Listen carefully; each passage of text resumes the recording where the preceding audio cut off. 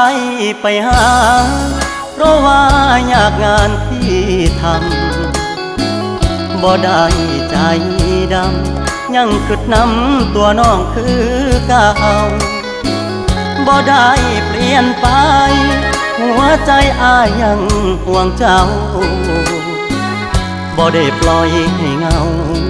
เสาร์อาทิตย์ติดงานโอทีได้แต่โทรหาน้องคงจะไม่ว่ากันบ่เคยเปลี่ยนพันสัญญาหักมันคนดีบ่ได้กักมีกิ๊กบ่ได้เลีกสัญญาที่มีย้อนงานยุ่งอีหลี